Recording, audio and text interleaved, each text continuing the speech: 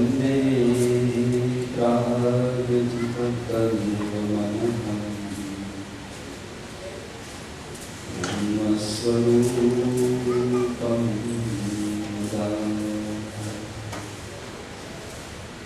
वन्दे सदाशिवचरणं श्रीयोगिराजं तथा वन्दे श्रीप्रमुखं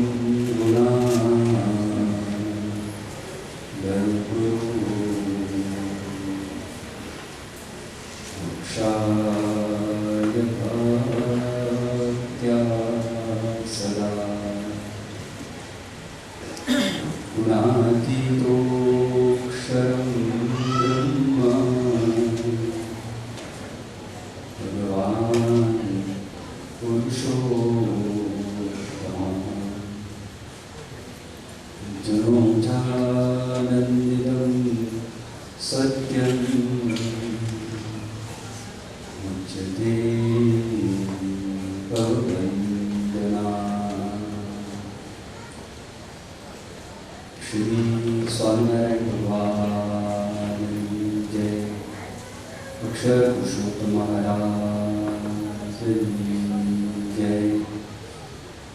गुणातीतानंद स्वामी महाराज जय। भगत जी महाराज जय। शास्त्री जी महाराज जय। योगी जी महाराज जय। प्रभु स्वामी महाराज जय।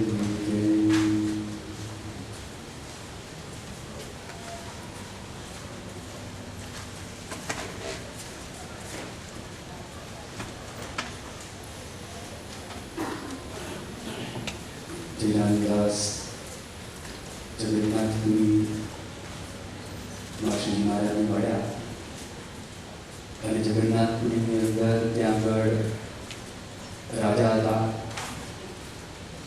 અને ગામના બધા જે માણસો હતા એને પોતાનું દર્શન કથા વાર્તાનો લાભ આપી પોતાનો સંબંધ કરાવી અને નીલકંઠ વર્ણી પોતે ત્યાંથી જયરામદાસની સાથે આગળ વધ્યા અને ત્યાં આગળ એક ગામ આવે છે જેનું નામ માનસપુર. એ માનસપુર ગામના જે રાજા હતા એ પણ મુમુક્ષુ હતા એટલે ત્યાં આગળ એક વાડી હતી. વાડીની અંદર નીલકંઠ વર્ણી ઉતારો કરેલો હતો, બગીચો રાજાનો હતો અને ત્યાં રાજા એમની પાસે આવતા. હવે એ ગામની અંદર કેટલાક વૈરાગીઓ ઉતરેલા હતા અને ખાલી એ લોકોએ વેશ ધારણ કરેલો હતો. પણ જો નીલકંઠ વર્ણી સીધું રાજાને વાત કરે કે ત્યાં આગળ બેસવા જેવું નથી અને લોકોની વાતો સાંભળવા જેવી નથી, તો કદાચ રાજા છે એના મનમાં શંકા ઉત્પન્ન થાય. એટલે નીલકંઠ વર્ણી દૈવી કોને કહેવાય, આસુરી કોને કહેવાય, એના બધા લક્ષણો રાજાની પાસે એ કથા દરમિયાન સમજાવતા હતા. ઘણી વખત કેવું હોય, માણસને સીધું કે તો માણસને મનાય નહીં, એટલે કેટલીક વાતો કથાની અંદર કહેવામાં આવે અને કેટલીક વખત જ્યારે શાસ્ત્રનું વાંચન પોતે સદભાવથી કરતા હોય તો તે વખતે શાસ્ત્રમાંથી પણ એને ખ્યાલ આવે કે મારે કોનો સંગ કરવો જોઈએ, કોનો સંગ ના કરવો જોઈએ, એ બધો વિવેક પણ પ્રાપ્ત થતો હોય છે. એટલે દૈવી અને આસુરી જીવોના લક્ષણ શું છે, શ્રીજી મહારાજે વચનામૃતની અંદર વડતાલ પ્રકરણનું 7મું વચનામૃત છે અને વડતાલનું 15મું વચનામૃત. એ વચનામૃતની અંદર શ્રીજી મહારાજે દૈવી આસુરી જીવોની વાતો કરેલી છે. જે દૈવી જીવો હોય હંમેશા ભગવાન તરફ ચાલે, આસુરી જીવો છે ભગવાન તરફ ના ચાલે. મોટાભાગના માણસો આ બંને વચ્ચે અથડાતા હોય છે. એ દૈવી પણ પૂર્ણપણે નથી હોતા, આસુરી પણ પૂર્ણપણે નથી હોતા, પણ એ જે મધ્યમ વર્ગીય જીવો છે એ લોકોને જેવો સંગ પ્રાપ્ત થાય એ પ્રકારે પોતે બને છે. એને જો દૈવીનો યોગ થાય તો પોતે દૈવી બની જાય, અને એને જો આસુરીનો સંગ થાય તો પોતે આસુરી બની જાય. એટલે સત્સંગ કર્યા પછી અમુક વસ્તુ આપણને કરવાની હોય છે. ગુણાતીતાનંદ સ્વામીએ 5મા પ્રકરણની પહેલી વાત લખી. એ વાતમાં ગુણાતીતાનંદ સ્વામી પોતે એવું કહે છે કે સત્સંગ મળ્યા પછી કરવાનું એ છે જે જાણપણાનું દરવાજે રહેવું, તથા સંગ ઓળખવો, તથા હઠ, માન અને ઈર્ષા ન રાખવા. ભગવાનનો યોગ આપણને થાય, સંતનો આપણને યોગ થાય, એ યોગ થયા પછી પણ કેટલીક જે વાત કરવાની છે, ગુણાતીતાનંદ સ્વામી બહુ શોર્ટની અંદર આ વાત કરી છે. એવી રીતે શ્રીજી મહારાજ પણ આ માનસપુરના રાજાને એ દૈવી આસુરની પોતે વાતો કરે છે, એનું આપણે અત્યારે વાંચન કરીએ.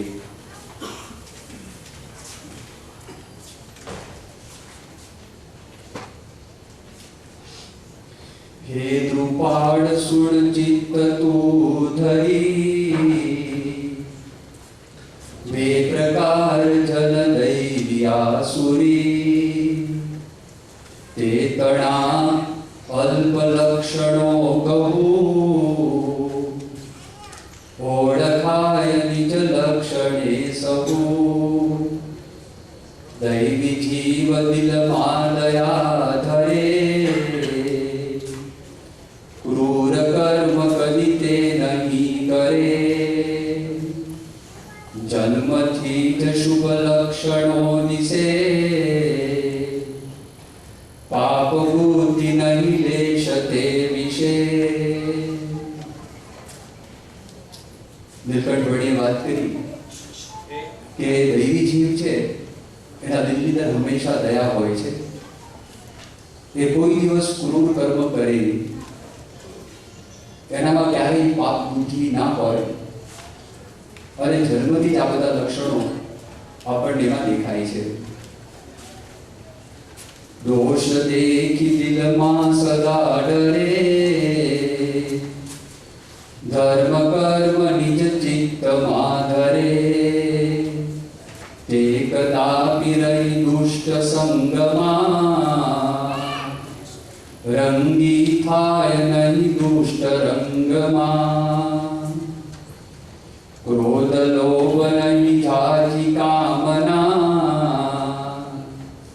તે તજે નગરી શાસ્ત્ર આમના, પુણ્યવાન મનમાં પવિત્રતા, સાધુ સંગ અતિ નિત્ય મિત્રતા, જેમ છાય ધ્રુવ મત્સ્ય ધ્રુવણી, દૈવી જાય દિલ સત્યતા ગણી, દુઃખી થાય પર દુઃખ દેખતા, નાશી જાય લવ પાપ વેગતા. પછી આગળ નીલકંઠ વડી વાત કરે છે કે દૈવી જીવની અંદર ક્રોધ ના હોય, એમાં લોભ ના હોય, એમાં જાજી કામના ના હોય, શાસ્ત્રની મર્યાદા છે કોઈ દિવસ એ ઉલ્લંઘન ના કરે, એના મનની અંદર પવિત્રતા હોય, એને સાધુનો સંગ ગમે. જ્યારે આ બધા લક્ષણો આપણે અહીંયા આગળ સાંભળતા હોય તો તે વખતે સાથે સાથે આપણા મનની અંદર એવો કોઈ વિચાર આવવો જોઈએ કે આમાંથી આપણા જીવનની અંદર કેટલું છે, આમાંથી આપણા જીવનમાં ઘણું બધું હશે અને કેટલું નહીં પણ હોય, તો આપણને ખ્યાલ આવે કે આપણા જીવનની અંદર આપણે સુધારો છે એ સુધારો કરવાનો છે. આગળ વાત કરે છે કે બીજાના દુઃખને જોઈને એને દુઃખ થાય, અને જ્યાં આગળ પાપ થતું હોય એ ત્યાં આગળ પોતે ઊભો ના રહે, એને ખબર પડે કે અહીંયા આગળ મારાથી પાપ થાય એવું છે તો પોતે ત્યાંથી ભાગી જાય. એ દૈવીજીના લક્ષણ છે.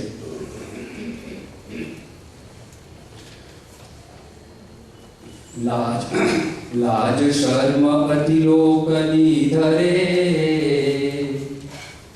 માન પામી અભિમાન ના કરે, હોય શ્રેષ્ઠ પણ સર્વને નમે,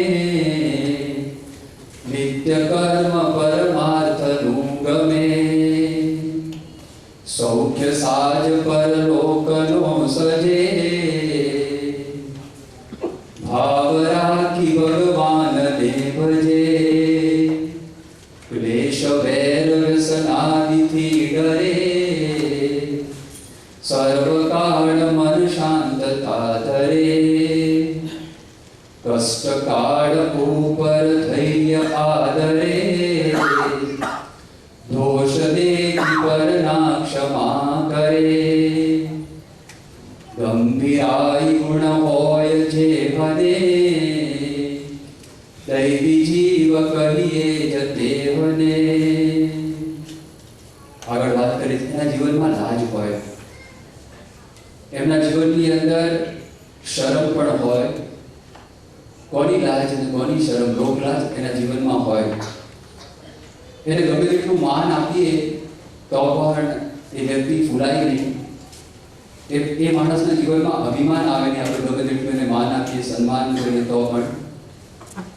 અને એ બધાથી શ્રેષ્ઠ હોય, એ બધાથી મોટા હોય તો પણ એ બધાને નમે. એને નમતા સંકોચ ન થાય. કેટલીક વ્યક્તિઓ હોય તો એ કોઈને નમે જ નહીં, એમાં પોતાની શુરવીર માને, અને ઘણી વખત પોતે બોલે કે આ દિવસ સુધી હું કોઈને પગે નથી લાગ્યો. જેમ કોઈ આમ પદવી પ્રાપ્ત કરી હોય ને, કોઈ ડોક્ટર થાય, કોઈ એન્જિનિયર થાય, કોઈ વકીલ થાય, બધી પદવી પ્રાપ્ત કરે, એમાંની પદવી કહેવાય કે આ દિવસ સુધી હું કોઈને નમ્યો નથી.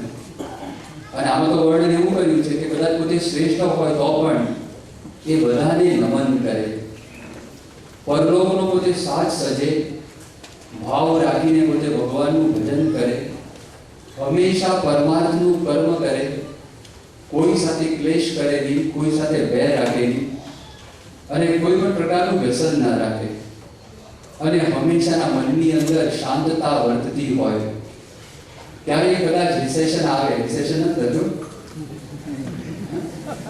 આમાં મંદી છે, આમાં મંદી છે શબ્દ વાપર્યો નથી, પણ કષ્ટકાળ, જ્યારે કષ્ટરૂપી કાળ આવે તો તે વખતે ધીરજ ધારણ કરે, બીજાના દોષ દેખીને પોતે ક્ષમા કરે, એનામાં ગુણ ગાંભીર્ય હોય. આ બધી વસ્તુઓ તો સમજવું કે વ્યક્તિ દૈવી છે. શ્રીમદ ભગવદ ગીતાની અંદર પણ બહુ સુંદર રીતે ભગવાન શ્રી કૃષ્ણ 16મા અધ્યાયની અંદર દૈવી આસુરના લક્ષણોની વાત કરે. ભગવાન શ્રી કૃષ્ણએ દૈવી જીવોના લગભગ 26 લક્ષણો બતાવેલા છે. અલગ અલગ લક્ષણો આપણે જોઈએ. ભગવાન છે, મેં તમને વાત કરેલી પ્રમાણે કે બધા જ ગુણ માત્રનું મૂળ ભગવાન છે, દૈવી કરનારા ભગવાન છે. આ બધા ગુણોની આપણે વાત કરીએ તો જો સાચા અર્થમાં આપણે વાત કરતા હોય તો માયા પરના બધા ગુણો છે. તો માયા પરના ગુણો માણસમાં આવે કેવી રીતે?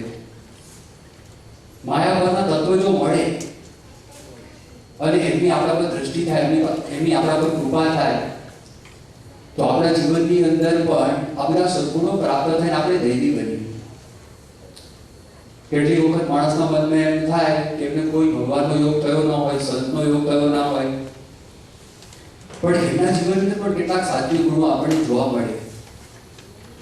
પણ શ્રીજી મહારાજે વચનામૃતમાં બહુ સ્પષ્ટપણે વાત કરેલી છે કે દૈવી આસુરી થયાનું મુખ્ય કારણ ભગવાન અને સંતનો કાં તો રાજીપો છે, એનાથી જીવ દૈવી બની જાય, અને જો આસુરી બને, તેનો દ્રોહ કરે, ભગવાનને સંત પુરાજી થાય, તો એ જીવ પોતે આસુરી બની જાય. સ્વામિનારાયણ ભગવાન ગરડાના બીજા વચનામૃતમાં પોતે વાત કરે છે કે પૂર્વે જે કાંઈ પણ સંસ્કાર થયા એ સત્પુરુષને યોગ્ય કરીને જ થયા છે. વર્તમાન કાળે આપણે જે સંસ્કાર થાય છે પણ સત્પુરુષને યોગ્ય કરીને જ થાય છે, અને ભવિષ્યની અંદર પણ જે કાંઈ સંસ્કાર પડશે સત્પુરુષને યોગ્ય કરીને જ થાય છે. ઘણાને આ જન્મમાં કંઈ યોગ થયો ના હોય, પણ માતા પિતા થકી સંસ્કાર પ્રાપ્ત થયા હોય અને એમના માતા પિતાને સત્સંગનો યોગ હોય, અને કદાચ માતા પિતાને યોગ ન હોય તો એમના માતા પિતા હોય એમને યોગ કયો હોય, કાં તો શાસ્ત્ર છે શાસ્ત્રનું શ્રવણ કરેલું હોય તો એના આધારે પણ એને સંસ્કાર પ્રાપ્ત થાય. શાસ્ત્રના રચયિતા ભગવાન છે, એના રચયિતા સાચા સંત છે. એટલે આખરે આપણે જોવા માટે જે તો બધા ગુણો છે એ ત્યાં આગળ એમનામાં છે. તો શ્રી કૃષ્ણ ભગવાન પોતે દૈવી આસુરી જીવોની વાત કરે છે તો કયા કયા લક્ષણોનું વર્ણન એમણે કરેલું છે? ઘણા બધા લક્ષણો મળતા આવે છે. આમાં બધી જે વાતો કરેલી છે એ મળતી આવેલી છે. કેટલીક વાર વિશેષપણે શ્રી મહારાજે આ ગ્રંથની અંદર આપણને એ સમજાવેલી છે. શ્રી કૃષ્ણ ભગવાન પોતે વાત કરે છે એ વ્યક્તિની અંદર સત્યરૂપી ગુણ હોય તો સદો જ દૈવી છે. હવે આપણે વિચાર કરો સરખાવતા જેવું. ભગવાનનો આપણે વિચાર કરીએ, આપણે પ્રમુખ સ્વામી મહારાજનો વિચાર કરીએ અને આપણે આપણો વિચાર કરીએ. સત્યની જ્યારે વાત કરી તો તે વખતે નિષ્કુળાનંદ સ્વામી એમના ભજનની અંદર વાત કરે છે કે સખી શબ્દનો સાચો છે સાંભળો,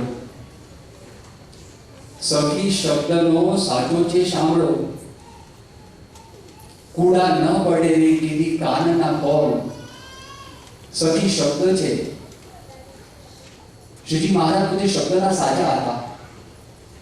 એને જે કંઈ બધા કોલ આપેલા હતા એ બધા કોલ એક વખત બોલી ગયા હોય કે આ કરવું છે તો કોઈ દિવસ એ કોલ મિથ્યા થયા નથી. નિષ્કુળાનંદ સ્વામી પોતે વાત કરે છે કે જે વાત એમણે કરી તે વાત સત્ય પડી અને તન અને મનની અંદર એનો તોલ કરીને હું તમને આ વાત કરું છું. મારા જાત અનુભવમાંથી હું તમને આ વાત કરું છું. ખાલી બોલી ગયા, કોઈ દિવસ મીઠા વચન એમના થાય જ નહીં. અહીંયા આગળ ઉત્તર ગુજરાતની અંદર ગામ છે અને કરજીસર. એ ગામની અંદર એક હરિભક્ત રહેતા હતા, એનું નામ સીતારામ. અને હરિભક્ત ત્યાં આગળ રહેતા હતા. તે વખતે નાદરી ગામ છે, નાદરીના હરિભક્ત પોતે. અને સીતારામ નામના એક વિપ્ર હરિભક્ત ત્યાં આગળ રહેતા હતા.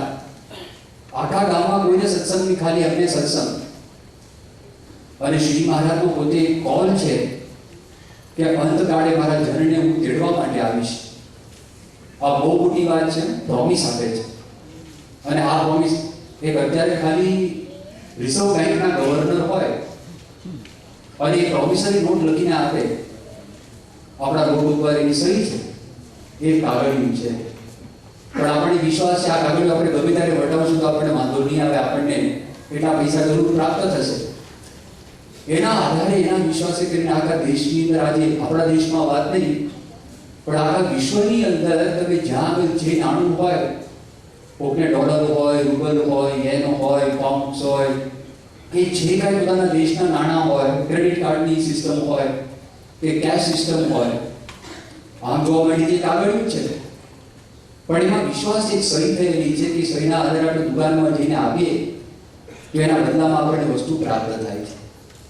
એ માણસના વચનનો આપણે વિશ્વાસ રાખીએ છીએ તો આ મોટા પુરુષનું વચન છે, આ શ્રી મહારાજનું વચન છે કે મારા જનને અંતકાળે જરૂર તેડવા. આ મારું વિરુદ્ધ છે. આ કોઈ દિવસ બદલશે નહીં. સર્વે જનને જણાવું, તમારી બીજાને કહેવું હોય તમે જણાવજો બસ. અને આ મારે ગેરંટી આપે છે, આ શ્રી મહારાજ ખાતરી આપે.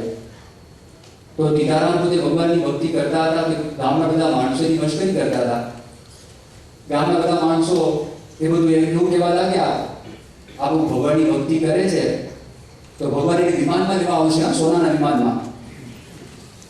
અને અંદર બધા ગમત કરતા હોય તો તે વખતે કોકે વાત કરી, એક જણે કીધું કે આપણે તો છે વિમાનનો દાંડો પકડશું, અને બીજાએ વાત કરી ભેગા આપણે વિમાનની અંદર બેસી જશું, આપણે આમ કરશું તેમ કરશું, બધી વાતો કરતા હતા. અને થોડા દિવસ થયા, થોડા દિવસ પછી ખરેખર આ તો ભગવાન સ્વામિનારાયણ પોતે અનંત ભક્તો સાથે પોતાના ભક્ત સીતારામને લેવા માટે આવ્યા. પણ ગામના માણસોના સદભાગ્ય હતા કે ગામના માણસોને વિમાન દેખાયા. એને તે જ દેખાયું અને દેખાય છે રિક્ષા યા વિમાન આવે છે, ટીકારામને પોતે લઈ જાય છે મહારાજ બેસાડીને, અને ગામના માણસો પછી ચર્ચા કરવા લાગ્યા કે આ ટીકારામના ભગવાન સાચા, ટીકારામ ભક્ત સાચા, ટીકારામની ભક્તિ સાચી. એમને કોલ આપ્યો, એક વખત કોલ આપી દીધો. એ બધા કોલ તમે જો શ્રીજી મહારાજનું આખું જીવન વાંચો. એક વખત ખાલી વીર સાહેબે વાત કરી, એ પોતે વડોદરાથી જ્ઞાન લઈને આવેલા મુસલમાન વ્યક્તિ હતા. સ્વામિનારાયણ ભગવાનને વાત કરી, મહારાજ તમે આમાં શિબિરમાં બેસજો, અને આ શિબિરમાં બેસો, આમાં એવી કારીગરી કરેલી છે જેને કરીને તમને કોઈ વેલા ના આવે, જેને કરીને તમને કોઈ તકલીફ ના પડે. શ્રીજી મહારાજે વચન આપ્યું, સારું બેસીશું. ક્યારે બેસે? માંદા હતા. અને ત્યાં આગળ ગવર્નર જ્હોન માલ્કમ, એ જ્હોન માલ્કમને શ્રીજી મહારાજ મળવા માટે ગયા. તમે એમાં પણ જો આ ભગવાન છે એ પોતાના ભક્ત છે, એ ભક્તની લાજ રાખે. એ માલ્કમ ક્યાં આવત? માલ્કમે 3 કાગળ લખ્યા. શ્રીજી મહારાજ માંદા હતા, હવાઈની પરિસ્થિતિ હતી નહીં. તો શ્રીજી મહારાજે કહેવાય અમારે તે હવાઈ એવું છે નહીં અને સ્વાસ્થ્ય સારું નથી. માલ્કમે વાત કરી કે તમે નહીં આવો તો હું આવીશ. ગઢડામાં એનું સ્વાગત ક્યાં કર્યું? ગઢડામાં રસાવાળા રાખવો ક્યાં? એ કઈ જગ્યા ગઢડામાં હતી? રાજકોટમાં તો ખોટી હતી, રાજકોટમાં પાકા મકાનો હતા, રાજકોટમાં તો મોટા મોટા કિલ્લાઓ હતા અને રાજાના મહેલ પણ હતા. તો ત્યાં આગળ તો વ્યવસ્થિતપણે ત્યાં આગળ ગવર્નર પોતે રહી શકે? ગઢડામાં રહે ક્યાં આગળ? દાદા કાચનો દરબાર સામાન્ય. શ્રીજી મહારાજને થયું, દાદાને વાત નથી કરતા હું શા માટે મળવા માટે જાઉં. એક વખત મનમાં નક્કી કરી દીધું મારે જવું છે. અને એ માંદગીની પરિસ્થિતિની અંદર શ્રીજી મહારાજ યાદ કરે છે. એ શું યાદ કરે છે?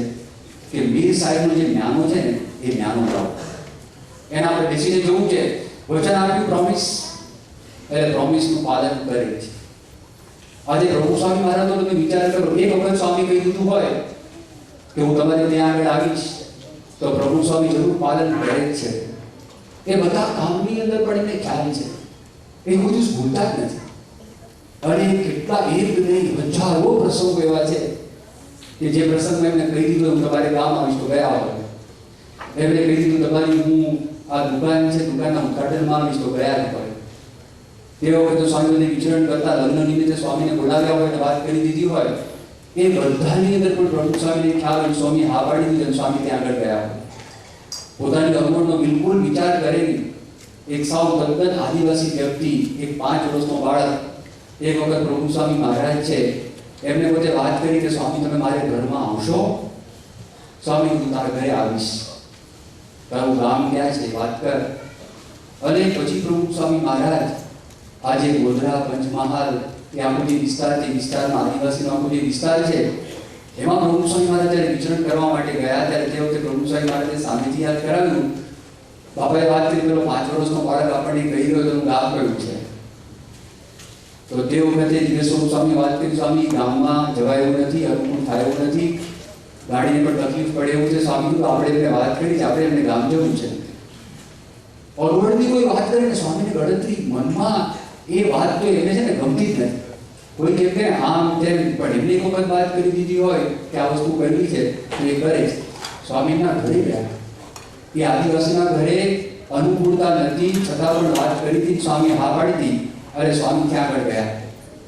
આપણા બ્રહ્મદર્શન સ્વામી છે. બ્રહ્મદર્શન સ્વામી અત્યારે તમે જો કથા વાર્તા કેવી કરે છે, આજે દેશ પરદેશમાં ડોલાવે છે. અને બ્રહ્મદર્શન સ્વામી વચનામૃતનું એવું જ્ઞાન પ્રાપ્ત કર્યું છે, હસ્તા મલક પર બધું જ્ઞાન થયું છે.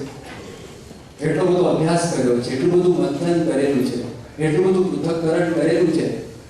એ વ્યક્તિ ગોંડલ ગામથી 20-22 કિલોમીટર, એમનું ત્યાં આગળ એક ગામ, નાનું ગામ. એ ગામ એવું નાનું કે 800 માણસની વસ્તી, વધારે વસ્તી નહીં. અને ત્યાંથી ગોંડલ ગુરુકુળની અંદર પોતે અભ્યાસ કરવા માટે આવેલા. 10મા ધોરણની અંદર પોતે અભ્યાસ કરતા હતા. અને તે વખતે 1974ની સાલ હતી. અને પ્રમુખ સ્વામી મહારાજ એ પોતે પરદેશથી વિચરણ કરી અને પાછા આવેલા. અને તે વખતે ત્યાં આગળ ગોંડલ ગુરુકુળની અંદર જે સંભાળનારી વ્યક્તિ હતા અને આ 10મા ધોરણનો અભ્યાસ કરતા હતા, એમણે વાત કરી કે તમારે સ્વાગત પ્રવચન કરવાનું છે. એટલે એમને કોઈ સારું સ્વાગત પ્રવચન હું કરીશ. એ સ્વાગત પ્રવચન જ્યારે કરતા હતા તે વખતે આ જો 10મા ધોરણમાં પણ 15 વર્ષની એમની ઉંમર હશે, કાં તો 16 વર્ષ હશે. અને પ્રવચન જ્યારે કરતા હતા તે વખતે પ્રમુખ સ્વામી એમની સામે જોયું. હવે એને જે અનુભવ થયો એ અનુભવ પોતે વર્ણન કરે છે એમણે વાત કરી, અકથ્ય આનંદનો અનુભવ થયો, અકથ્ય સુખનો અનુભવ થયો. અને પછી 3-4 વખત સ્વામી દ્રષ્ટિ કરી. દરેક વખત આ આનંદ છે એ ફરી વખત પાછું રિપીટ થયો, એ એક્સપિરિયન્સ રિપીટ થયો. આ પ્રસંગ પૂરો થયો, બધા એક પછી એક બધા બાળકો એ પ્રભુ સ્વામીના દર્શન કરવા માટે ઘરે જતા હતા અને બધા પગે લાગીને નીકળતા હતા. પણ જેવા બ્રહ્મદર્શન સ્વામી આવ્યા અને પ્રભુ સ્વામીનો હાથ પકડ્યો અને હાથ પકડીને પૂછ્યું, તમારું નામ શું? તમે કયા ગામમાં રહો છો? અને એ પકડીને સ્વામી વાત કરી. ત્યાં કોઈ બાળકનો સ્વામી હાથ પકડ્યો નતો. તો બ્રહ્મદર્શન સ્વામી પોતે કહે છે કે તે વખતે તો મને ખ્યાલ નહોતો, ખાલી મારા મનમાં એવો સવાલ ઉત્પન્ન થયેલો કે પ્રભુ સ્વામી બીજા કોઈને રોક્યા નહીં અને બીજા કોઈનું નામ પૂછ્યું નહીં, પણ પછી મને કેમ પૂછ્યું? ત્યારે મારા બહુ મોટા ભાગ્ય કે આ ભવા ટીવીના ચક્કરમાંથી મને ઉગારવા માટે એમને જે દ્રષ્ટિ ત્યાં આગળ કરેલી અને 10મા ધોરણમાં એમનો બોર્ડમાં 6ઠ્ઠો નંબર આવેલો હતો, એટલે હોશિયાર હતા. એ બ્રહ્મદર્શન સ્વામી પછી વિદ્યાનગરમાં છાત્રાલયમાં પોતે રહ્યા અને આગળનો અભ્યાસ એને ત્યાં આગળ કરવાનો હતો વિદ્યાનગરમાં રહીને. અને પછી ધીરે ધીરે પ્રભુ સ્વામી કોણ છે એનો ખ્યાલ આવવા માંડ્યો, સંતોનું જીવન કેવું હોય છે એનો પરિચય થવા માંડ્યો અને ત્યાં આગળ સંસ્થા છે કેવા પ્રકારનું કામ કરે છે એનો પણ એમને ખ્યાલ ત્યાં આગળ આવવા માંડ્યો. પછી જ્યારે વેકેશનનો કંઈક સમય હતો, દિવાળી વેકેશન જેવું કંઈક હતું, તો તે વખતે એમણે સાધુજીવન સ્વામીને પૂછ્યું. પહેલાં તો એમને મનની અંદર એવા બધા વિચારો આવતા હતા કે પ્રભુ સ્વામી મહારાજ કદાચ પધરામણી હોય તો મોટા મોટાના ઘરે જતા હશે અને મોટા મોટા શહેરમાં ફરતા હશે, પણ પ્રભુ સ્વામી મહારાજ ગામડાની અંદર વિચરણ કરતા હશે એવી કોઈ કલ્પના એમના મનમાં નથી. અને મારા જેવા ગરીબ માણસના ઘરની અંદર સ્વામી આવે કે કેમ, પણ છતાંય મેં એ ત્યાં આગળ પૂછ્યું અને મેં સાધુજીવન સ્વામીને વાત કરી કે સ્વામી કે મારા મનમાં એક પ્રશ્ન છે અને પ્રભુ સ્વામી જે મારા ઘરે આવે, મારા ગામ આવે, સાધુજીવન સ્વામી આવે ને તો પણ મારું મન સ્વીકાર કરવા માટે તૈયાર નથી. ત્યારથી હું ગોંડલ ગયો, પ્રભુ સ્વામી મારા ગોંડલમાં હતા અને હિંમત ભેગી કરી અને પ્રભુ સ્વામીના દર્શન કરવા માટે હું ગયો. પ્રભુ સ્વામીને પૂછ્યું કે સ્વામી આપ મારે ગામ પધારશો? સ્વામી કે આવીશ. એટલે હું તો ખુશ થઈ ગયો. મેં જે મનમાં ધારણા કરી હતી બધી ધારણા ખોટી પડી, પણ એમણે એક વાત કરી, તમે એક કામ કરો, વિવેક સાગર સ્વામીને બોલાવો. તો તે વખતે એમનું નામ નારાયણ ભગત, તમે એને આગળ બોલાવો, કારણ કે પ્રોગ્રામ વિવેક સાગર સ્વામી ગોઠવતા હતા. એટલે એમને ખ્યાલ આવે કે અહીંયા આગળ આ પ્રોગ્રામ ગોઠવવાનો છે. એટલે વિવેક સાગર સ્વામી પૂછ્યું કે તારું ગામ છે ક્યાં આગળ છે? ત્યાંથી 20-22 માઇલ દૂર છે. વિવેક સાગર સ્વામી આખું લિસ્ટ બતાવ્યું. એમણે કહ્યું કે પ્રભુ સ્વામી મહારાજનો પ્રોગ્રામ બધો ફિક્સ થઈ ગયો છે, સ્વામી હોટલમાં રહેવાના છે, ત્યાં બધું હશે, પારાયણ બધું હશે અને રાત પાછળ સ્વામી નીકળી જવાના છે, બિલકુલ ટાઈમ નથી, એટલે સ્વામી આવી શકે એમ છે જ નહીં. એટલે એની જ્યારે વાત કરી પછી બાળકુંજ સ્વામી ત્યાં આવ્યા. એટલે બાળકુંજ સ્વામી પણ એમાં ભળ્યા અને બાળકુંજ સ્વામી વાત કરી, બરાબર છે કે બાપાને સમય છે જ નહીં, આ વખતે તો શક્ય છે જ નહીં, સ્વામી નીકળી જવાના. બાપા કે મારે જવું છે, પ્રોગ્રામ ગોઠવો. એટલે એમને વાત કરી, કારણ કે પહેલા પ્રોમિસ આપી દીધેલું, સ્વામી કે પ્રોગ્રામ ગોઠવો. એટલે પછી વિવેક સાગર સ્વામી કે તો આપણે એવું કરીએ, સવારે જઈ પાછા આવતા રહીએ. સ્વામી કે એમ નહીં, સાંજના જવાનું, રાત ત્યાં રોકાવાનું અને બીજે દિવસે સાંજે નીકળવાનું. આવી પ્રભુ સ્વામી મહારાજે વાત કરી એમને. હવે આવી વાત કરી, આ બધા જ વિચારો બ્રહ્મદર્શન સ્વામીના મનમાં ચાલતા હતા કે સ્વામી મારા ગામ રાત રોકાય અને આ તો ગાડા ગેલા થઈ ગયા. ત્યાં આગળ ગયા, એમનું જૂનું ઘર હતું, નવા ઘર તૈયાર કરાવેલા, બારી બારણા તૈયાર થયા નતા, નવું પ્લાસ્ટર મારેલું, ચૂનો લગાવેલો હતો, ઘરમાં કોઈ વ્યવસ્થા નહીં, ગામમાં કોઈ વીજળી નહીં અને પ્રભુ સ્વામી તો મોટા ઉત્સવ કરવા માટે જતા હોય એવા એકદમ કેફમાં આવ્યા. ત્યાં આગળ સાંજનો ટાઈમ થયો અને પછી તો ત્યાં આગળ સ્વામીની જે ઉતારો હતો એ જે સભા કરી ફળિયાની અંદર, તો ફળિયામાં 150 માણસો ત્યાં આગળ ભેગા થયા હતા અને અનાહત સભા થઈ અને બાજુ કીધું કે મારા ઘરની અંદર એક ખાટલો જ કે જેના પર પ્રભુ સાહેબ આને સુવાડવાના. આપણે ગાડલા વ્યવસ્થિત એવા ગાડલા ને પછી ગમે ત્યાંથી ગાડલું શોધ્યું અને ગાડલું શોધીને જમીન ઉપર જે નવા ઘરમાં પાથર્યું અને પ્રભુ સ્વામી મહારાજ બહુ પ્રેમથી સૂઈ ગયા ત્યાં આગળ. અને બાજુના ઘરમાંથી વીજળી ખેંચેલી, જ્યાં સુધી વીજળી આવવાની હોય એ વીજળી ખેંચેલી અને એ કર્યું. એટલી બધી અગવડ, ત્યાં આગળ તો સંડાસ બાથરૂમ તો હોય જ ક્યાંથી. એ કરતાની આદર્શ કરીને શૌચ જવા માટેનું ત્યાં પેલું કરેલું, ત્યાં આગળ પાણી પણ નહીં, દૂરથી ડંકીમાંથી પાણી લાવવાનું. આ બધામાં પ્રભુ સ્વામી પ્રેમથી ત્યાં આગળ સૂતા અને સવારના પરમાં જાગ્યા. આમ જે લાખ માણસ બેઠા હોય પૂજા કરે એવા ઉત્સાહ અને પ્રેમથી પ્રભુ સ્વામી મહારાજની ત્યાં આગળ પૂજા કરી અને પૂજા કરી અને પછી તો ઘરના બધા માણસ સિવાય કોઈ માણસ નહોતું. હવે કોઈ માણસ નહોતું, કાર્યક્રમ કરવો શું, સમય કેનો પસાર કરો?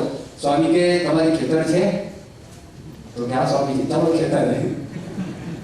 એટલે પ્રભુ સ્વામી મહારાજ ખેતરે ગયા, ખેતરે પધરામણી કરી, ત્યાં કૂવો હતો અને બધું બતાવ્યું. એ રાજી થઈ ગયા. બપોરે આવ્યા, ઠાકોરજી જમાડ્યા અને જમાડી થોડોક આરામ કરી અને સાંજે એ પ્રભુ સ્વામી મહારાજ ત્યાંથી નીકળ્યા. તો તે વખતે આખો પ્રસંગ ભરી ગયો ત્યારે બ્રહ્મદર્શન સ્વામી વાત કરી, જ્યારે જ્યારે પ્રસંગનું સ્મરણ કરું છું અને આ પ્રસંગમાં પોતે આગળ વાત કરે છે, એમણે કીધું કે પ્રભુ સ્વામી મહારાજ કે ગોંડલથી આવ્યા હતા કે એક નયા પૈસાની ભેટ લખાવી નહોતી મેં. તે વખતે ખબર પડી કે આપણે ભેટ લખાવે.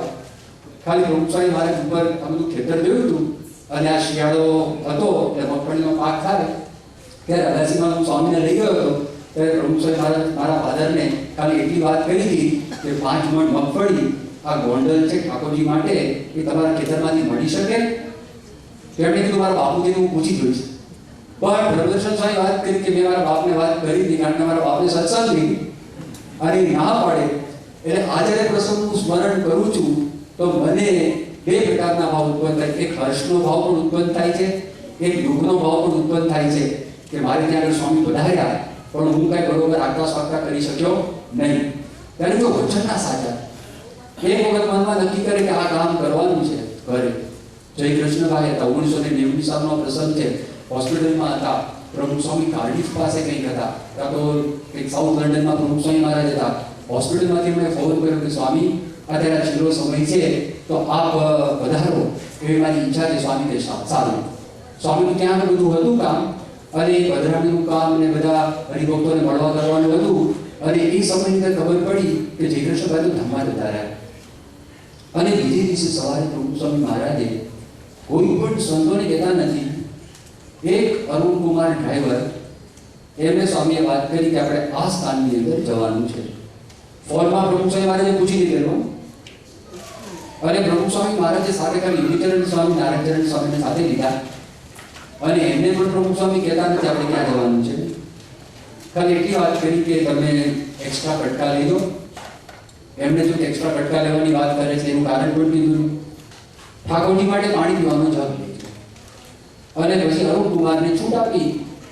અમુક સમયમાં પહોંચવાનું તો વાત કરી. અરુણકુમારને ખબર આખું લંડન રેડી દેવાનું છે અને અરુણકુમાર સાથે સામાન્યપણે કોઈ સંત બેસે નહીં ગાડીમાં, સામાન્યપણે, કારણ કે ભગવાનમાં જ લીધ હોય. એમને કશું દેખાય જ નહીં. ભગવાન બેઠા છે, રાજાથી રાજ બેઠા છે, રાજાથી રાજ એટલે પ્રભુ સ્વામી, રાજાથી રાજ બેઠા છે, ભગવાન બેઠા. આપણો વાળ આપવો થઈ ગયો, પ્રભુ સ્વામી સમજાવે, સંતો સમજાવે. આ લોકની અંદર ધ્યાન રાખવું પડે. એ તો બેઠા તેની નાની, આ લોકમાં લોક પ્રમાણે કરવું પડે. ભગવાને આપણને બુદ્ધિ આપી છે, બુદ્ધિ વાપરવી પડે ને. આપણે બુદ્ધિ વાપરીએ નહીં. ભગવાન એમ કહે છે ભાઈ તમને બુદ્ધિ આપી છે, બુદ્ધિનો ઉપયોગ કરો. અને આજ્ઞા કરી દીધી શિક્ષાપત્રીમાં કે જ્યારે આપતકાળ આવે એવો સમય આવે તો પોતાના દેહની રક્ષા થાય એ પ્રમાણે કરું અને બીજાના દેહની રક્ષા થાય એ પ્રમાણે જ કરું. આ પછી આજ્ઞા કરેલી શિક્ષાપત્રીની અંદર. અને અરુણકુમાર તથા રામ બાણ છૂટે ધનુષમાંથી અને જે ઝડપે જાય તો વિચાર કરે કે જે પ્રભુ સ્વામી મહારાજ ટ્રાફિકના લોસ એના સંપૂર્ણ પાલન કરવાના હિમાયતી અને જે વ્યક્તિ જે દેશમાં રહેતા હોય એ વ્યક્તિને પણ બહુ આગ્રહપૂર્વક સ્વામી કે તમે આ દેશમાં રહો છો તો આ દેશના કાયદા છે તમારે પાળવા જ જોઈએ. અને જાહેરમાં પણ આ વાત કરે, સત્સંગની સભામાં પણ આ વાત કરે, કાર્યકર્તાની સભામાં પણ પ્રભુ સ્વામી મહારાજ આ વાત કરે. કોઈ દિવસ નિયમનું ઉલ્લંઘન એમને કરેલી. અને અહીંયા આગળ લાલ લાઈટ આવે, અરુણકુમાર સીધા ભૂ અંદર અને સ્વામી કઈ બોલે ને. અને એવા પ્રસંગ ત્યાં ઘણી વખત ત્યાં આગળ રસ્તા નાના તે બે પૈડા ફૂટપાથ ઉપર ચડાવી ગાડી, પ્રભુ સ્વામી બેઠા છે અને ફૂલ સ્પીડમાં જવા દે. આ વિચાર કરે શું છે, નારાયણચરણ વિચાર કરી ક્યાં જાય છે પણ બોલે. અને જે સ્થાનમાં જવાનું તો સ્થાનમાં આવીને બધું ઉભા રહી ગયા. જોયું ત્યાં તો કબ્રસ્તાન હતું. અને કબ્રસ્તાનની બાજુની અંદર ક્રિમેટોરિયમ હતું કે જ્યાં આગળ મરદા છે એના અગ્નિ સંસ્કાર કરવામાં આવે. બે પ્રકારની વ્યવસ્થા એક જ સ્થાનમાં પરદેશમાં કે સેપરેટ વ્યવસ્થા હોય ને એ ક્રિમેટોરિયમ હોય. ત્યાં આગળ આવ્યા અને ત્યાં આગળ આવે છે શું ભાઈ ત્યાં આગળ? અને સ્વામી તો બેઠા વહેલા પહોંચી ગયા હતા, જેની રાહ જોતા હતા આવ્યા નતા. તો ત્યાં આગળ એક પથ્થરની બેંક જતી, પથ્થરના બેંક પર પ્રભુ સ્વામી વિરાજમાન થયા અને જોયું થોડો ટાઈમ પસાર કર્યો પણ કોઈ આવ્યું ઊભા થયા. એ ઊભા થયા, સ્વામી તો એકદમ બિઝી છે. યોગીજનોને પૂછ્યું કે પેલું શું લખ્યું છે? એટલે હવે સમય પસાર કરતા હતા. આ શું લખ્યું છે? ગ્રેવસ્ટોન હોય ને, ગ્રેવસ્ટોન એટલે કોઈ પણ ખબર હોય તો પરદેશમાં પ્રણાલિકા છે કે ત્યાં આગળ લખ્યું હોય, એના જીવન ભાવના લખી હોય, એ વ્યક્તિ જે કામ કર્યું હોય એક લીટીમાં લખ્યું હોય કે જેને કરીને એની પોસ્ટેરિટી છે, પાછળની બધી પેઢીઓ છે, એ પેઢીઓને ખબર પડે કે મારા જે વડવા હતા એ વડવા આના માટે આ જે જીવ્યા છે તેનું મુખ્ય સૂત્ર આ જીવન ભાવના આ હતી. અને ત્યાં તો આ જયકૃષ્ણભાઈ જે ધામમાં ગયા હતા હોસ્પિટલની અંદર, એ સ્વામી અહીંયા ભદ્રમણીમાં ધામમાં જતા રહ્યા તો વ્યક્તિગત પ્રત્યક્ષપણે પ્રમુખ સ્વામી મહારાજ મળી શક્યા નહોતા. તો સ્વામી ત્યાં આગળ આવી ગયા હતા અને ત્યાં આગળ આવીને તેના બધા દીકરાઓ ખુશખુશાલ થઈ ગયા. પ્રમુખ સ્વામી ક્યાંથી ત્યાં આગળ? અને પ્રમુખ સ્વામી મહારાજે પછી એમને કાઢ્યા, ચાંદલા કર્યા અને જાતે અંદર નાખવાનું હોય તો જે છેલ્લો જે ધક્કો મારવાનો એ પ્રમુખ સ્વામી મહારાજે ધક્કો માર્યો. એમના પિતાજી ભાદરણની અંદર હતા અને પ્રમુખ સ્વામી મહારાજ ભાદરણમાં જ્યારે અભ્યાસ કરતા હતા તો તે વખતે પ્રમુખ સ્વામી જોડી માંગવા માટે જાય. એમના પિતાજી એમની સાથે જોડી માંગવા માટે આવે અને એક સેવા કરતા કઈ સેવા કરે? રસ્તામાં કોઈ બહેનો હોય વિનંતી કરે કે સંતો આવે છે તો જ્યાં તમે રસ્તો દેજો. જોડી માંગવાની હોય, પુરુષ ઘરની અંદર ના હોય અને બેન જોડી આપવા માટે આવે તો તે વખતે એ બેન પાસેથી પોતે જોડી અનાજ લઈ લે અને એ અનાજ લઈ અને પ્રમુખ સ્વામીની સાથે જોડના સંતથી જોડીમાં મૂકી આ સેવા કરી. તે વખતે એમના પિતાજીએ વાત કરી કે મારો દીકરો જયકૃષ્ણ અત્યારે આફ્રિકા છે, સ્વામી તમે એનું ધ્યાન રાખજો, તમે એનું સંભાળ રાખજો. સ્વામી કે રાખીશું. એ જે વચન આપેલું છેવટ સુધી એ જયકૃષ્ણભાઈ જીવતા હતા તે લંડન મંદિરમાં આવતા તો જો વચનના સાચા છે. આ દૈવી પુરુષના લક્ષણ છે. એ કોઈ દિવસ એ બોલીને તમને આમ ગોળ ગોળ વાતો કરે અને અમુક સ્થાનમાં તો એવું હોય કે તમને કોઈ દિવસ ના જ ના પડે પણ કરે જ નહીં. તમે દિલ્હી જાઓ ને અને દિલ્હીમાં તમે ગમે તેને પૂછો ને કે તમે આ કામ કરશો તો બધા કરે. કોઈ તમને કોઈ ઇન્ડસ્ટ્રીને ના ના પાડે. તમારે જે તમે પેનલનું કામ કરાવવાનું હોય હો જાય. અરે દિલ્હી અક્ષરધામનું આપણું કામ ચાલુ, બરાબર મલ્ટીમીડિયા રિપોર્ટ દર્શનનો શો ચાલુ, મુંબઈને ગરીબ વખત બધાએ બેસવાની સીટોની બધી સેવા એમણે કરે અને અશ્વિનભાઈ ત્યાં ધક્કા ખા કરે પેલો બનાવે જ નહીં. એને જેટલા બધા વાયદા કર્યા હોય ને કે તમને આ મહિનામાં આપીશું હોય જ નહીં, એપ્રિલમાં જાય હોય જ નહીં, પછી મેમાં જાય હોય જ નહીં. અરે પછી તો રિક્ષા એની સાથે એટલી બધી ગરમી કાઢવી પડે એ લોકો એની જ રાહ જોતા હોય કે તમે ક્યારે બોલો તો મેં કરી. મ્યુઝિકલ ફાઉન્ટન, એ મ્યુઝિકલ ફાઉન્ટન ઇલેક્ટ્રિક પેનલ બનાવવાની હતી. એ પેનલની અંદર આપણા રિતેશભાઈ ઘડિયા ફોન કરે અને લીધેલું બરોબર 1 મહિના પહેલા ફોન કર્યો કે હા शुरू हो गए, काम शुरू हो गए. અને ત્યાં ઓસ્ટ્રેલિયાથી માણસો પ્રોગ્રામ કરવા માટે આવી ગયા સિમ્પસન ને બધા અને એને કીધું અમારે જોવું છે કે ઇલેક્ટ્રિક પેનલ ક્યાં સુધી બનેલી છે. 3 દિવસ બાકી હતા, 3 દિવસ. અને પછી સીધો આપણે ફોન કર્યો કે ઓસ્ટ્રેલિયાથી માણસો આવે એને જોવું. અરે हम दे देंगे, उनको बोलो दे देंगे, यकीन करो, विश्वास रखो, ये काम हो जाएगा. अरे 3 દિવસ ત્યાં જેવા દાખલ થયા ને ત્યાં કશું હતું જ નહીં. વિજયજી તું નહીં ઉદ્ઘાટન કરવાનું છે ભાઈ, કે आपको बोला ना हो जाएगा, लेकिन कहाँ है हो जाएगा. તે ખરેખર જેની દિશા આવીને ફિટ થઈ ગયા પણ ક્યાં બનાવ્યું હશે, એ શું કર્યું હશે. કાં તો બેમાંથી 24 કલાક ઘણા બધા માણસોને બેસાડી અલગ અલગ કામ સોંપીને કર્યું હોય તો એક વિકલ્પ આ છે. બીજો વિકલ્પ જ્યારે બનાવતા હોય ત્યારે તમને બતાવવું ના હોય કારણ કે એને વધારે મળતું હોય, એ ગમે તે હોય. પણ એવું નહીં, આ મોટા પુરુષ છે ઠેકાણાવાળા છે, ભગવાન ઠેકાણાવાળા છે. તો દૈવી જીવની વાત ભગવાન શ્રી કૃષ્ણ પોતે સમજાવે છે, આ વાત કરે છે. પછી લક્ષણ આવે છે દયા. સત્ય હોય ને જીવનની અંદર, એમના જીવનની અંદર દયા હોય. સ્વામિનારાયણ ભગવાનનો આપણે વિચાર કરીએ, સ્વામિનારાયણ ભગવાનના જીવનમાં દયા કેવી છે તો તો પ્રેમાનંદ સ્વામી ચેષ્ટાની અંદર સ્વામિનારાયણ ભગવાનના જીવનમાં જે દયા છે એ દયાનું વર્ણન કરે છે. દયાની વાત કરે છે કે અતિ દયાળુ એ સ્વભાવ છે સ્વામીનો, પર દુઃખ હારી રે વારી બહુ નાનું, કોઈને દુખ્યો રે દેખી ન કમાની, દયા આણી રે અતિ આગળા થાય, અંદન વસ્ત્રને આપીને દુઃખ ટાળે, કરુણા દ્રષ્ટિએ દેખી વાન જ વાળે. આજે આ જ ગુણ આપણને સ્વામીમાં દેખાય. મહારાજને તો આપણે જોયા નથી, પ્રભુ સ્વામી મહારાજના દર્શન કર્યા છે. એમની આંખોની અંદર દયા, એમની આંખોની અંદર કરુણા. અને કોઈ પણ દુઃખી વ્યક્તિ એક વખત એકવાર અતિશય કંપાત કરતા હતા, પ્રભુ સ્વામી મહારાજ બોલી ગયા, સ્વામીને મારી પાસે લાવતા નહીં, એનું દુઃખ મારાથી સહન નહીં થાય, તો અમે સમજાવવા માટે પ્રયત્ન કરો. પછી છેવટે સ્વામીને જ્ઞાન આપવાનું હતું, પણ જો જીવમાં જે હતું સ્વામીને મારાથી જોયું નહીં જાય, અને મારી પાસે તમે લાવતા નહીં. પછી તો લાવવા પડે, કારણ કે છેવટે સંતોષ એને ત્યાં થવાનું છે, બીજે સંતોષ થવાનો નથી. તો આજે વાત કરીને કરુણા દ્રષ્ટિએ દેખી વાને જ વાળે. પ્રસંગ શું થયેલો? નીલકંઠ વર્ણી એ પોતે વિચરણ કરતા કરતા એક રાજ્યની અંદર પધાર્યા, શ્રીપુર એ ગામનું નામ, રાજ્યનું નામ. ત્યાં એક રાજા હતા સિદ્ધવલ્લભ કરીને, અને ઘણા બધા વૈરાગીઓ પોતાના રાજ્યની અંદર પહોંચતા હતા. એ જમાનો એવો હતો કે એ વખતના તમે જો પુસ્તકો વાંચો તો આખા હિન્દુસ્તાનની અંદર, ખાસ કરીને ઉત્તરમાં તિબેટથી લઈ અને બંગાળ તરફ આ બાબતને બધા ઝૂમ કરતા હતા. એ તિબેટમાંથી પોતે નીચે ઉતરી આવે ને ઠેક પૂર્વ બંગાળ સુધી હજારોની સંખ્યાની અંદર જાય.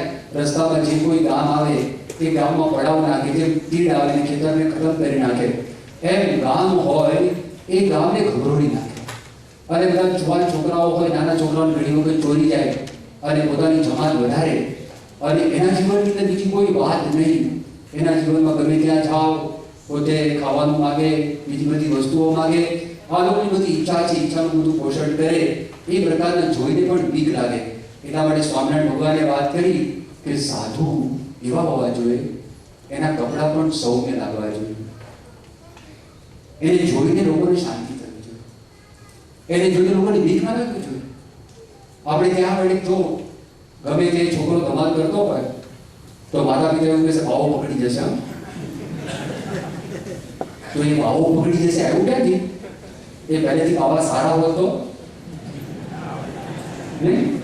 તો છોકરા એમ કે ભલે ના આવતા, આપણે જગાડીશું, એ તો રમાડે છે, પ્રસાદ આપે છે, તો સારી વાતો કરે છે, તો ભલે ના આવતા, મજા આવશે. એટલે શ્રીજી મહારાજે આ જોયું. મહારાજે કીધું અમારા સાધુ આવું જ ન રાખવા, એ સારું ન લાગે.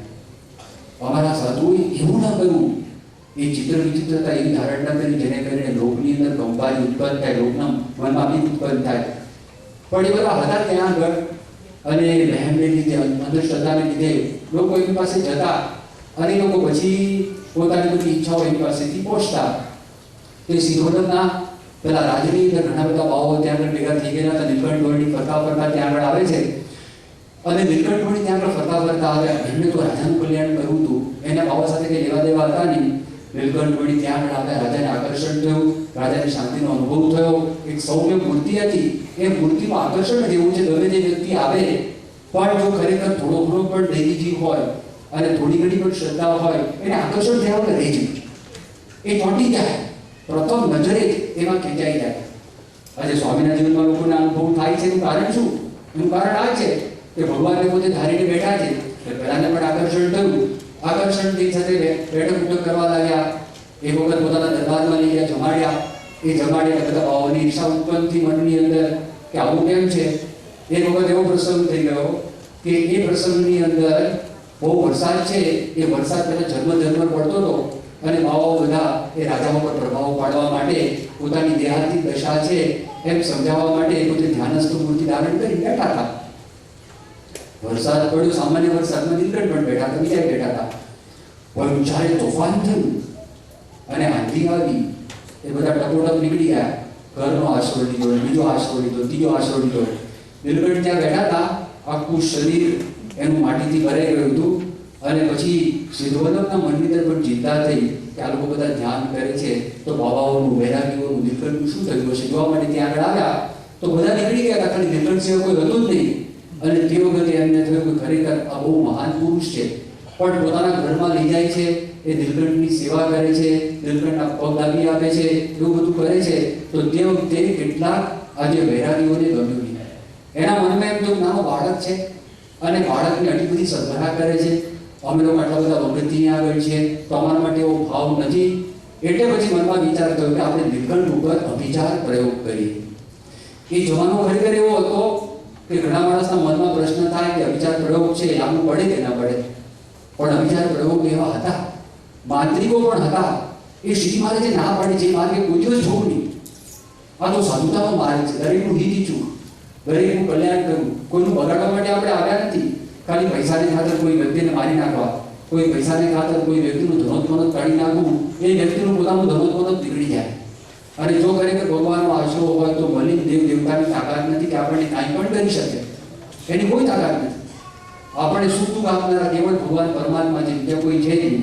એ નક્કી વાત, સાચી વાત છે. પણ તે વખતે આવો પ્રસંગ છે. જામિની કુમાર ઘોષ, એ જામિની કુમાર ઘોષ, રાયબહાદુર જામિની કુમાર ઘોષ, એણે લખ્યું છે Magh raiders, the Magh raiders in Bengal, in west Bengal. એ નામનું એક પુસ્તક છે. એ પુસ્તકની અંદર પોતાના જાત અનુભવ, મંત્ર શક્તિનો અનુભવનું વર્ણન કરે છે કે કૈવર્તા જ્ઞાતિના લોકો પાસે શક્તિ હતી. એક વખત એવી થોડીમાં બેસી અને હું જ્યારે ગંગા નદીની અંદર જતો હતો, મારી જે ઠેકાણે જવાનું તે વખતે નૌકા છે એમાં બેસાડીને લોકોને લઈ જતા હતા. તો અમારી જે હોડી હતી ચાંચિયાઓથી ઘેરાઈ ગઈ. ત્યારે ચાંચિયાઓથી ઘેરાઈ ગઈ તે વખતે મને બહુ બીક લાગી. અમારી સાથેના બધા પેસેન્જર્સ હતા એને પણ બહુ બીક લાગી. તો કૈવર્તાનો જે મુખ્ય વ્યક્તિ હતો નાવિક, એણે કીધું તમે ચિંતા કરતા નહીં, એની પાસે બધા ભાલાઓ હતા. મંત્ર બોલી એ ભાલાને દોરીથી બાંધી અને ચાંચિયાઓ પર નાખવા લાગ્યા. એના જે બધા મુખ્ય માણસો હતા એને વેંધી અને આ ભાલાઓ પોતાના સ્થાનમાં પાછા આવવા લાગ્યા. કે નજર સામે મારી આ જોયેલી ઘટના છે